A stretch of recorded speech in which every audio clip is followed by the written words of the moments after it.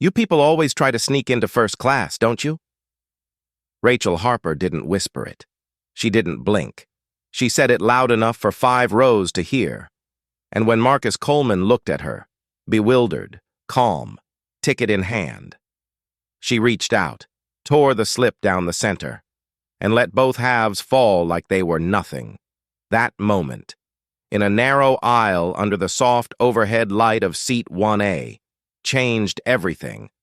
It didn't just reveal a bias, it exposed a culture. And what happened over the next 7 minutes would shake the airline to its core. Before we dive into this story, I want to know where you're watching from. Have you ever seen someone judged before they even spoke? If you believe in dignity, justice, and silent power, drop your city in the comments and let's stand together for equity. Because this isn't just a flight, this is a reckoning. Now, let me take you inside the cabin. Marcus Coleman, 42 years old, in a Navy sweater and khakis, boarded Pinnacle Air Flight 349 at Atlanta International Airport. The terminal was thick with tension that afternoon. A weather delay had grounded all outbound aircraft. The Global Health Summit in Atlanta had flooded the first-class cabin with executives, influencers, and power couples trying to outrank each other. But Marcus wasn't flying for luxury. He was en route to Nairobi for a charity fundraiser he helped build from the ground up. Clean water, orphan sponsorship, school access. Not for headlines, for change. Still, he carried something heavier than luggage that day. On the seat beside him was a folder filled with screenshots from Reddit threads, anonymous posts by former Pinnacle employees, allegations, stories of discrimination, classism, backdoor bribes. Marcus hadn't spoken publicly about it, but he had read every single one. He was the CEO of Pinnacle Air, owned 35% of it, and today, he flew in disguise, dressed like a man no one would notice. And they didn't. Not the way they should have. Not when he stepped into the cabin. "Sir," Rachel said, blocking his path, "I need you to step back. First class is full." He calmly raised his boarding pass. "Seat 1A, he said. "Window." "That's not possible," she replied, voice clipped. "This seat's been reassigned." Behind her, a white couple, Victoria and Gregory Langston, stood with smug smiles and a bottle of pre-departure champagne already in hand. Victoria's heels clicked as she moved closer. "There must be some mistake," she said, eyes flicking over Marcus's sweater. "This gentleman must be confused." Gregory didn't even speak, just nodded slowly like the matter was settled. The irony was thick. The airline's own CEO, mistaken as a fraud by a crew who couldn't see past his skin color or his choice of clothes. Marcus didn't flinch. "I have a confirmed ticket," he said. "It's scanned and loaded. I checked in early." Caleb Grant, a younger flight attendant, stepped up beside Rachel. Caleb looked exhausted. His shift had started hours ago in Denver and carried through a red-eye leg. He tapped the screen on his tablet, eyes narrowing. "I'm not seeing a Marcus Coleman in 1A, he said. "Says the seat's reassigned to Langston?" "You're looking at a glitch," Marcus said. "That's my seat." Rachel's tone sharpened. "Sir, I'm going to need you to step into economy, or we'll have to involve airport security." Then came the moment that froze the entire aisle. Rachel looked down at his boarding pass again, scoffed, and tore it clean down the middle. "Not anymore." The paper slipped from her fingers. It didn't float. It dropped like something final. Marcus stood still. His silence wasn't surrender. It was calculation. This wasn't the first time. At 18, he'd stood at a gate in Houston, heart racing, as a white gate agent held his ticket up to the light and asked if he'd stolen it. At 25, he'd been pulled aside by a flight crew who whispered that his seat assignment must be a mistake. And at 30, he was escorted off a business-class cabin after being mistaken for someone unauthorized. Each moment, he'd swallowed it, focused forward, built his legacy. But now, he wasn't a passenger with no recourse. He was the most powerful man on that plane. Still, he said nothing. Yet. Rachel turned her attention to Victoria, offering a warm smile and a glass of white wine. "We're so glad you're flying with us again, ma'am," she said. "We hope today is much smoother than last time." "Oh, I'm sure it will be," Victoria said, loud enough for Marcus to hear. "We've made sure everything's in order. No more confusion." Marcus stepped back. Refusing to sit down, Caleb positioned himself as a wall in the aisle. "We're going to need you to clear the walkway." "Sir." "What policy allows reassignment of a confirmed first-class ticket?" Marcus asked. "Because I'd like to see it." Caleb hesitated, eyes scanning the screen. "Look, I don't know who you are, but we don't have time for this." A woman across the aisle lifted her phone. Elena Morales, an investigative journalist facing layoffs at her local newsroom, had started filming. She didn't announce it, just quietly let the red light blink. Behind her, another passenger, Derek Holmes, stood slowly, a tall, broad-shouldered black man, with quiet dignity and a presence that filled the cabin like thunder. "Is there a problem with his boarding pass?" Derek asked. "Or just with him?" "Sir, sit down," Rachel snapped. "This doesn't concern you." "It does," Derek replied, "because I've been where he is. I flew aircraft for 12 years before I was grounded for reporting misconduct, so I know how this works." Rachel turned her back to both men and smiled again at the Langstons. Caleb muttered something under his breath and checked his tablet again. "We'll sort this out after we push back," he said. "But right now, the priority passengers need to be seated." "Priority?" Elena said from behind her phone. "Can you define that? Because I'd like that on record." The atmosphere shifted, not suddenly, but visibly. A few heads turned.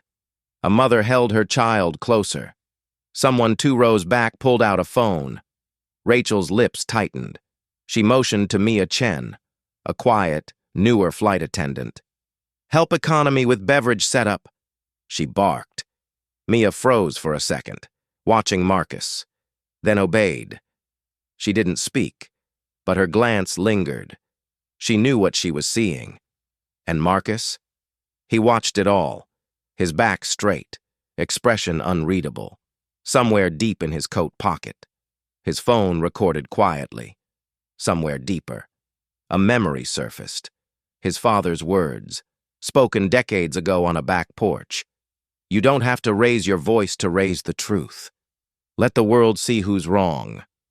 Elena's video uploaded mid-flight delay. Within minutes, a travel vlogger reposted it. Comments poured in. "Why is he not allowed to sit? They tore his ticket? This is 2024, right?"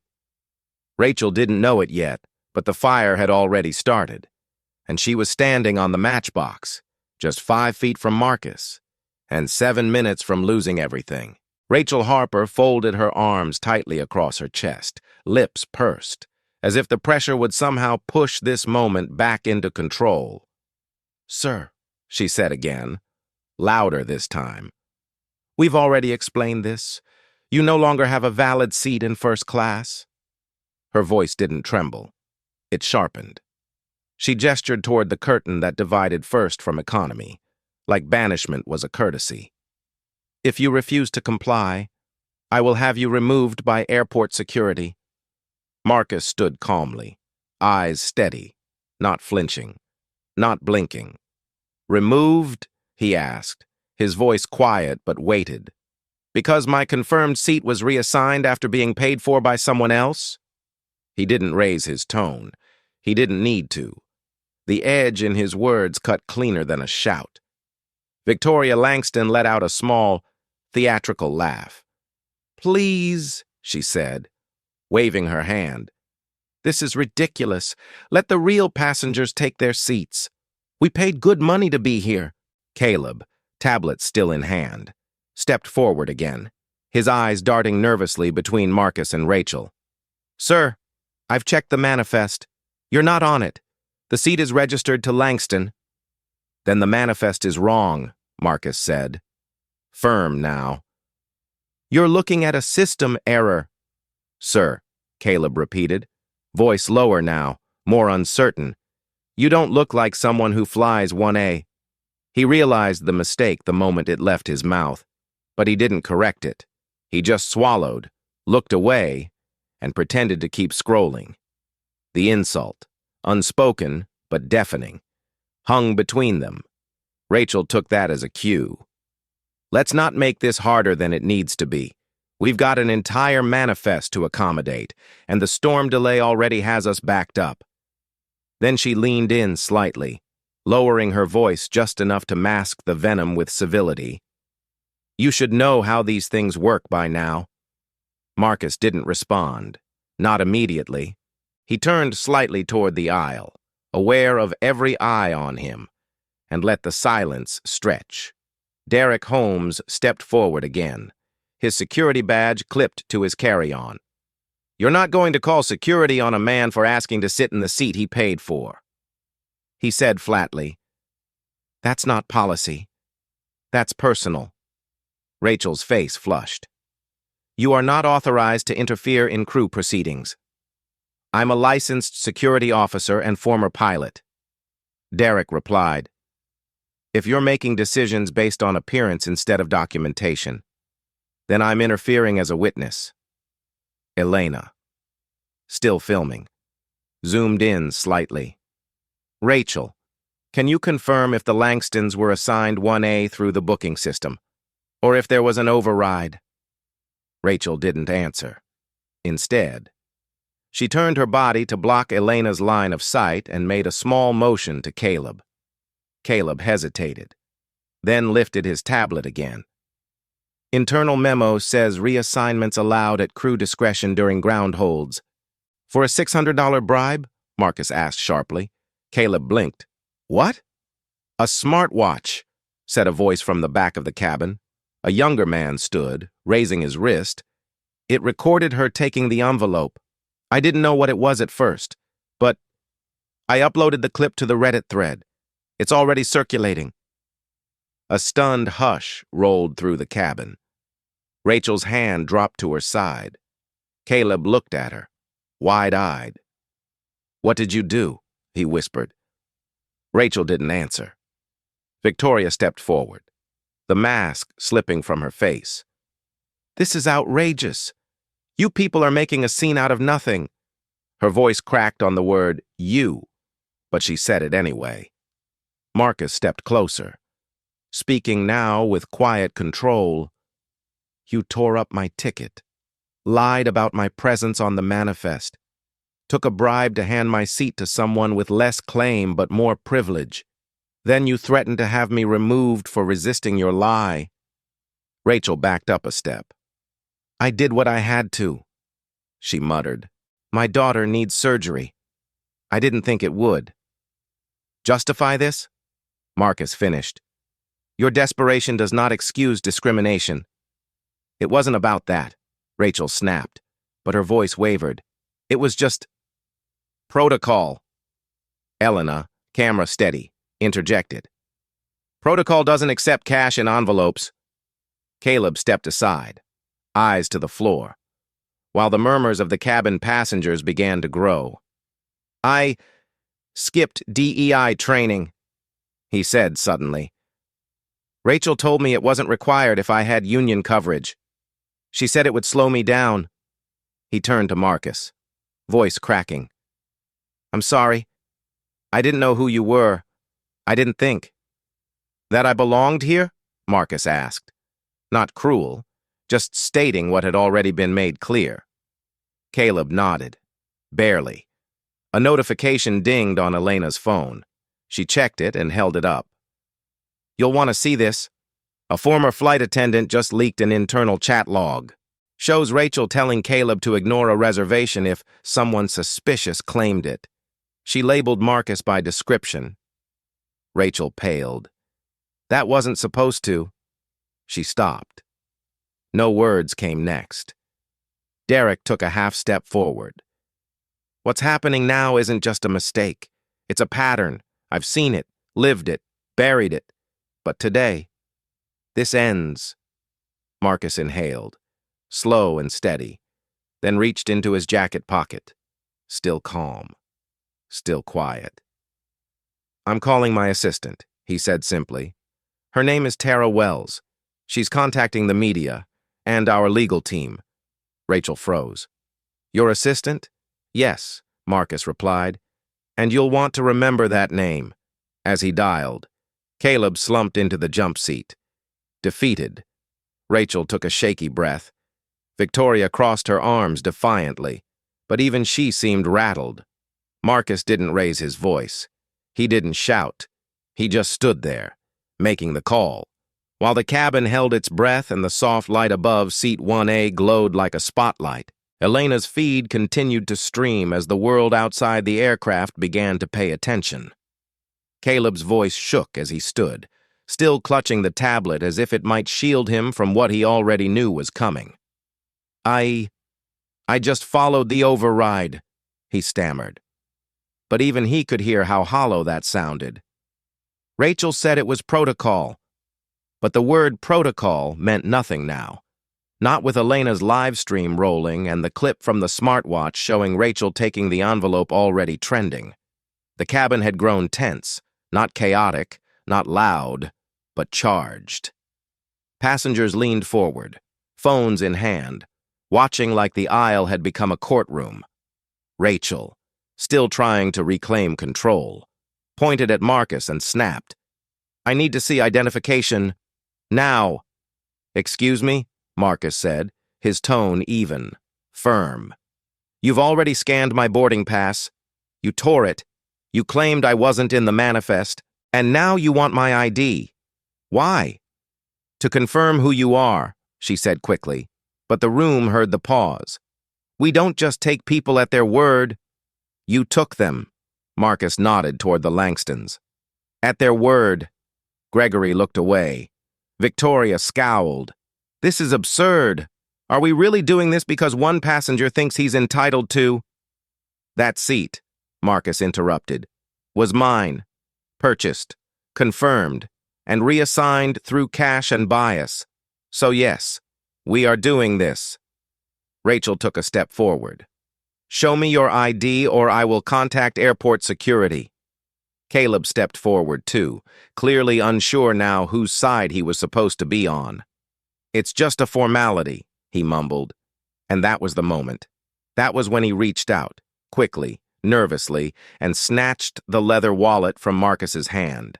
Gasps rippled through the cabin. Elena's camera didn't flinch. He just grabbed his ID, she said, narrating to her audience. That's assault. That's theft. Caleb froze, the wallet in his hand, and looked around as if only now realizing he was being recorded. I didn't mean, he began, but his mouth had already betrayed him. Rachel turned away, muttering something under her breath. Marcus reached forward and calmly took the wallet back from Caleb's shaking hand. You are spiraling, he said quietly, and it doesn't have to go this far. You're escalating this, Rachel barked, trying to redirect the blame. We gave you options. You gave me prejudice, Marcus answered. Wrapped in fake policy and sealed with a bribe. Rachel's hands clenched. Behind her, Victoria Langston swirled her champagne and muttered, I don't understand why this is even still a conversation. Elena caught that line, loud and clear. You don't? She asked, still filming. Maybe because every word coming out of your mouth is reinforcing the very thing we're exposing. Derek stepped forward again. How many passengers of color have you tried this on before? He asked. How many didn't film it? How many were escorted off and humiliated without a witness? Rachel's jaw tightened, but she didn't answer. Marcus looked to the side and saw Mia Chen frozen near the curtain. She'd heard every word, but said nothing. Her eyes met his, and then, barely perceptible, she nodded. A quiet sign. She knew. She was watching, She wasn't ready to act yet, but something in her had shifted. Evan Kim, still standing near the jump seat, finally stepped forward. "Rachel," he said cautiously, "if this is about a booking error, we should bring in the gate agents.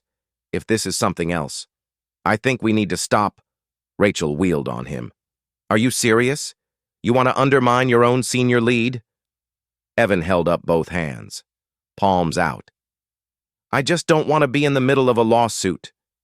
"Too late," Elena muttered, angling her camera toward Evan. "The footage already has 300,000 views." Caleb's face turned gray. "Oh my God," he said, barely above a whisper. "My family's gonna see this." Marcus remained still, grounded. "Now you care?" he asked, not cruelly. "Now that your name might be in the feed, you worry about the consequences?" Caleb looked at him, guilt and fear in his eyes. "I didn't know who you were." Marcus didn't blink. "That's the problem." Rachel, now visibly sweating, tried to pivot. "Look," she said, "I had no choice. My daughter is sick. I'm drowning in bills. They offered the money. I didn't go looking for it. You didn't refuse it either." Marcus replied, "You sold a seat that wasn't yours to sell. Then you tried to erase the person who belonged in it." Her eyes flicked to Elena. "Can you please stop recording? This is a private matter now." Elena laughed, dry, tired, unimpressed. "You made it public the second you tore up a boarding pass and called security on a black man in khakis." A sharp ping came from Elena's phone. She glanced down and her brows lifted. "This just in," she said, turning the screen toward the nearby passengers. "A whistleblower just leaked an internal crew chat to me. It shows Rachel told Caleb to flag any suspicious passengers before boarding. And guess what? There's a photo of Marcus from earlier today, labeled..." Rachel took a step back. That wasn't meant to be public." "But it is," Marcus said. "And now, so is the truth." Gregory Langston spoke for the first time in several minutes. "We're just lawyers," he muttered. "We didn't know this would turn into this."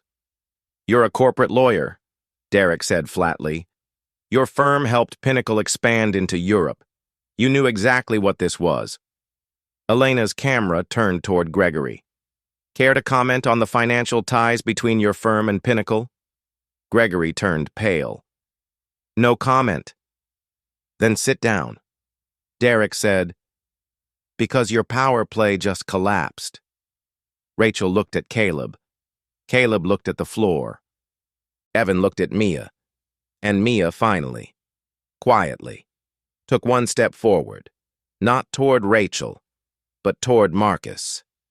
She didn't say a word, but her presence spoke volumes. Marcus turned to the camera. "You wanted to see who I am?" he said. "You're about to..." And then he reached into his coat pocket and pulled out a card. One no one on that plane expected to see. The card never made it to the open air. Not yet. Marcus let it rest in his palm, thumb grazing the edge, but his eyes stayed locked on Rachel's. He wasn't ready to show it, not until they showed who they really were. Rachel stared at him, her jaw tight, trying to read his stillness, trying to find a crack. "What's that?" she asked, her voice taut. "More paperwork?" "Proof," Marcus said calmly, but he slipped the card back into his pocket, as if daring her to dig deeper. "But first, let's finish watching how this plays out." Rachel looked like she was about to snap. "You're being deliberately disruptive," she said. "Obstructing a crew-led process. That's grounds for removal." "Removal," Marcus echoed, glancing at Derek and then Elena. "Based on what, exactly? A torn ticket, a rigged system, and a cash handoff?" Elena lifted her phone higher, keeping him centered in the frame. "The footage is still live," she said. "We're at over 500,000 viewers, multiple reposts." trending on air travel forums. Every move is being watched. I don't care who's watching, Rachel snapped, but the tremor in her hands betrayed her. You will, Elena said, because when truth breaks the surface, it doesn't ask permission. Rachel spun around toward Caleb, whispering urgently. Caleb, still seated, looked like someone had drained every ounce of confidence from his body. He was on the manifest, he said quietly. Before the reassignment, I remember seeing his name. Then why didn't you say anything earlier? She hissed. Because I didn't want to fight you, he replied, barely audible. I needed the hours. I needed the flight. And you. I protected you, she snapped. And now you're going to fold? Evan stepped in from the side, breaking the moment. There's more, he said carefully, glancing at Marcus. Something you all should know. Rachel narrowed her eyes. This better be good. The bias logs, Evan said. Crew tracking software. Every report submitted by staff gets time-stamped and archived. Mia and I accessed the system last week, just out of curiosity, and we found a pattern. He turned to Mia. Tell them. Mia stepped forward, hesitant but steady. Certain crew members, mainly Rachel, flagged passengers repeatedly for being non-compliant or suspicious. But there were no follow-up reports, no escalations, just patterns. Mostly men of color, mostly quiet passengers, almost all of them reassigned or removed. A murmur spread across the cabin. Rachel's face flushed red. You accessed personnel records? She barked. That's a violation of union policy. So is falsifying safety concerns to justify discrimination, Evan replied. And falsifying logs, Mia added, softer but firmer. We printed 2 of them. They're with the union now. Anonymous for now, but not for long. Rachel's fury began to dissolve into something uglier. Panic. You think you can take me down because you disagreed with one decision? No, Marcus said, stepping forward again. But they didn't make that decision. You did. And now everyone's seeing the cost. Victoria Langston groaned. This is beyond tedious, she muttered. Do you know who I am? Do you know what board I sit on? You sit on nothing now, Derek replied, voice like gravel. You bribed your way into someone else's seat. That's not prestige. That's fraud. Gregory slumped against the bulkhead, didn't even try to defend her. Can we just resolve this and move on? He mumbled. There's nothing left to resolve, Marcus said. Not until accountability meets light. At that moment, Derek's phone buzzed. He checked the screen, eyes narrowing. You're going to want to hear this, he said, lifting the device. There's a leak. New one. Internal audit report. Just surfaced on the same Reddit thread Marcus was reading before boarding. He looked at Elena. Confirmed? Elena scrolled quickly, then nodded. It's real. Internal compliance flagged a cluster of false bias reports at Pinnacle's 3 major hubs. ATL is one of them. And who was the common denominator? Marcus asked. Elena held up the report. Rachel Harper. Rachel took a shaky step backward, her mouth opening, but no words came. This is harassment, she finally gasped. You can't just accuse me of... You did it to yourself, Marcus said. Every log you falsified, every bribe you accepted, every innocent passenger you humiliated. I had to, Rachel whispered. I was out of options. My daughter. She has stage 2 leukemia. I've been trying to cover treatment. Do you understand what that does to a person? For a beat, the plane was silent. The tension cracked, but didn't collapse. Marcus's expression didn't harden. It softened. I'm sorry for your daughter, he said. But pain doesn't give you permission to harm others. That's not survival. That's surrender. Caleb sat up, guilt now painted on every inch of his posture. Rachel told me she'd cut me from future flights if I didn't follow along. I was scared. I made it worse. I thought he'd just leave. And if I had? Marcus asked. You'd have all gone home and slept fine, wouldn't you? No one answered. Marcus looked out the window for a moment. Rain had begun to patter lightly against the glass. The thunderstorm that had delayed departure was rolling in. Ironic, given the storm now ripping through the cabin. Tara, he said calmly into his phone. Prepare the statement, begin the process, and halt the flight. We're not leaving this runway until this crew is removed. And just like that, Rachel's final thread of control snapped. Marcus turned back toward the front of the cabin, his voice low but unmistakable. Ladies and gentlemen, he said, glancing calmly between the flight crew and the stunned passengers. My name is Marcus Coleman. I'm the CEO of Pinnacle Air, and I own 35% of this airline. A pause fell like silence before thunder. Caleb's jaw dropped. Rachel's knees buckled slightly. Gregory straightened in disbelief while Victoria, for the first time, looked unsure of herself. You're lying, Rachel muttered, voice shaking. There's no way. But Marcus reached once more into his coat and drew out a black card holder, sleek, minimal.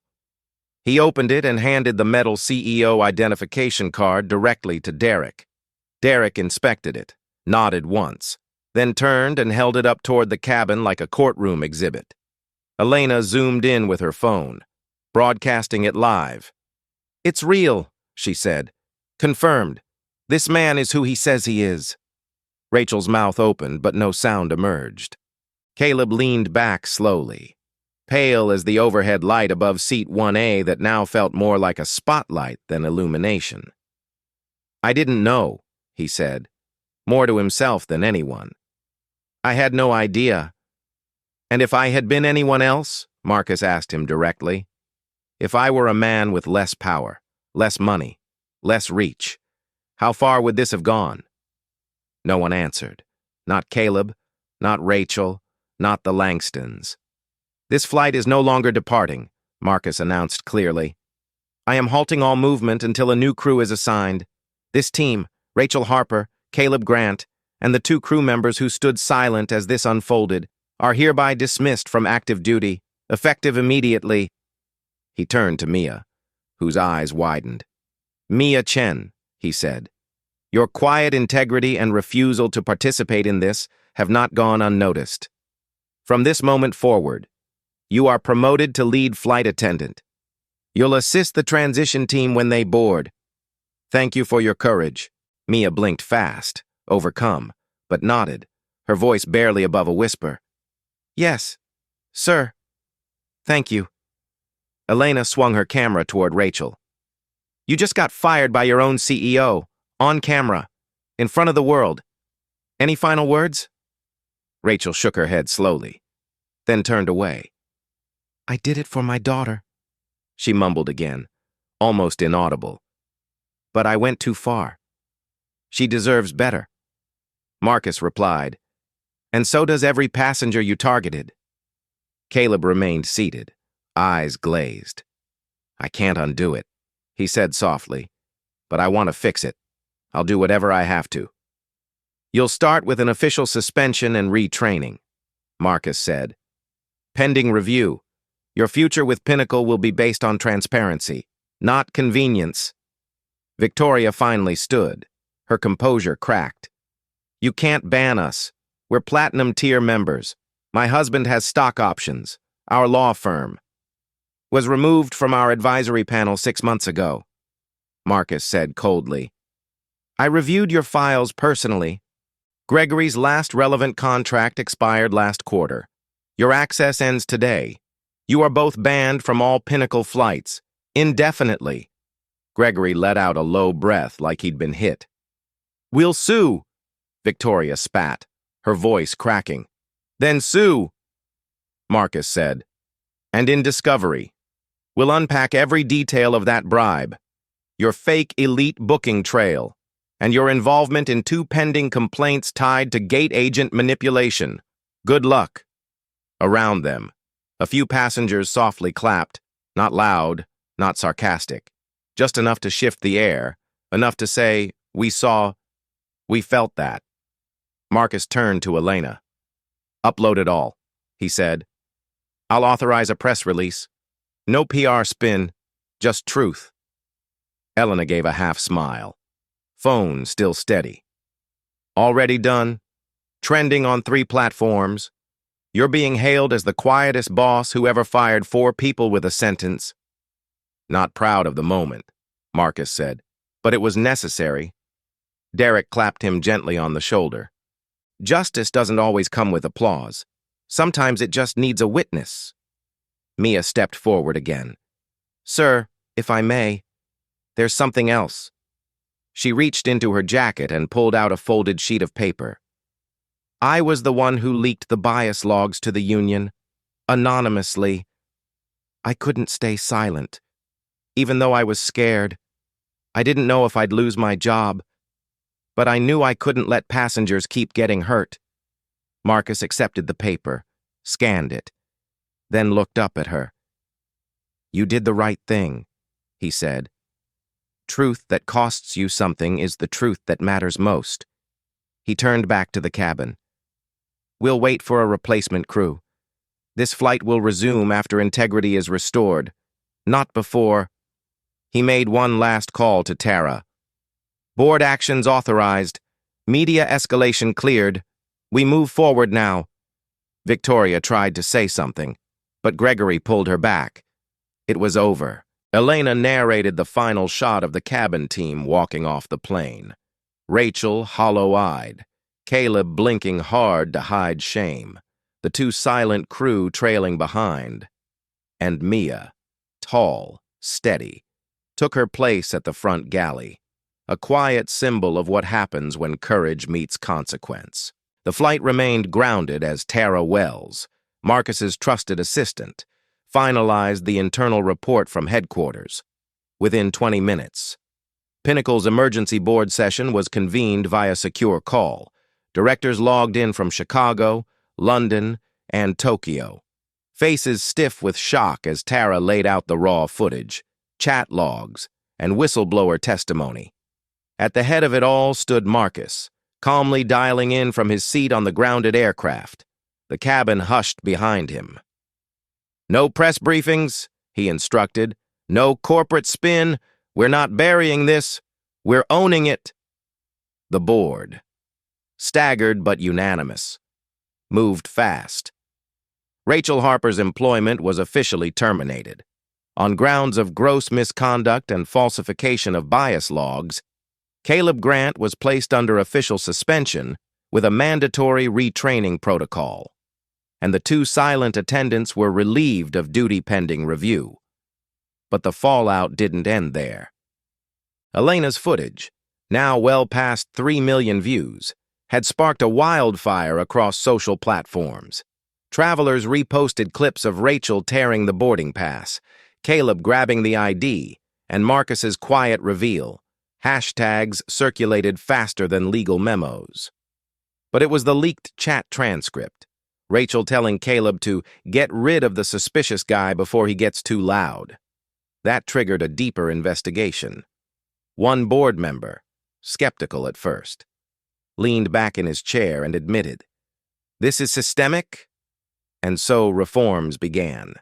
In a rare unanimous vote, the board approved Marcus's long-shelved Unity Skies protocol, a bold, overdue initiative that overhauled Pinnacle's internal reporting system, mandated bias training that couldn't be bypassed by union exemption, and introduced a rotating diversity panel of external auditors. It also created a second-chance track for crew members who admitted failures and demonstrated growth. "We don't just remove bad actors," Marcus said during the call. "We teach the ones who want to change. Redemption must be earned, not erased." The board approved funding reallocations, with $500,000 redirected from executive perks toward the Unity Skies Fund. That decision came just in time. as union leadership threatened a symbolic walkout to protest Rachel's firing, until Elena released a second document, a financial audit revealing Rachel's personal ties to a union official who'd protected her from 3 previous complaints. That official was removed by week's end, at ATL. The replacement flight crew finally boarded. Mia Chen now wore a fresh navy blazer and a new gold name tag. Lead flight attendant. The passengers applauded quietly when she introduced herself, and she simply smiled, bowed slightly, and said, "Let's continue this flight with fairness and dignity." Before takeoff, Marcus recorded a short message from his seat, authorized by the board. "To the passengers of Flight 349, he began, "what you witnessed today was not an isolated error. It was a symptom of something deeper, and we chose to face it. Change doesn't come through silence. It comes through action, transparency, and the courage to say, 'Enough.' We will earn your trust again, not through promises, but through policies that protect every traveler equally." Back at headquarters, the fallout deepened. Caleb voluntarily submitted a written statement acknowledging his failure to intervene. "I was afraid," he wrote. "Afraid of losing shifts, of standing up to someone who controlled my schedule. But that fear led me to hurt someone who deserved better. I want a path back, but I know it won't be easy." Marcus read it in silence, then approved Caleb's participation in the first Unity Skies retraining cohort. He included a note at the bottom. "Redemption is not for the comfortable. It's for the honest." Meanwhile, Elena's inbox exploded. Journalists from CNN, the BBC, and Reuters requested interviews. She declined them all. For now. "This wasn't about clicks," she said. "It was about truth." As her feed swelled with comments, she received a surprise email from a rival airline's PR team. "We're watching Unity Skies. Let us know when you're ready to talk reforms." Marcus's heart panged with both pride and sorrow. He hadn't wanted any of this to happen this way, but maybe it had to. Maybe the silence needed to break inside a cabin so everyone could hear it outside. He sent a message to Tara. "Draft the full report, release it at dawn, no redactions." As the aircraft finally pushed back from the gate, and ATL's tarmac lights danced across the fuselage, Marcus looked out the window and whispered to himself, "Now we rise right." 6 months later, the skies looked different. Not because the planes had changed, but because the people inside them had. Rachel Harper's name was no longer listed in any Pinnacle Air employee system. Her departure had been swift, her public apology muted, written, rehearsed, and ultimately hollow. Elena later uncovered that the statement had been ghostwritten by a PR contractor, and when she confronted Rachel with proof, Rachel didn't deny it. "I lost control," she admitted. "I thought if I just said the right words, I could start over." But the public had moved on, not with anger, but with clarity. Accountability, once evaded, had finally landed. Caleb Grant, after months of retraining and reflection, began working again, this time under close supervision, assigned to a mentoring program for new hires. He didn't make excuses. He didn't ask for sympathy. He just showed up, humbled. "I want to be the kind of crew member I needed to see that day," he told Mia during a layover in Denver. "I'll never forget the look in his eyes when he said, 'You didn't think I belonged.'"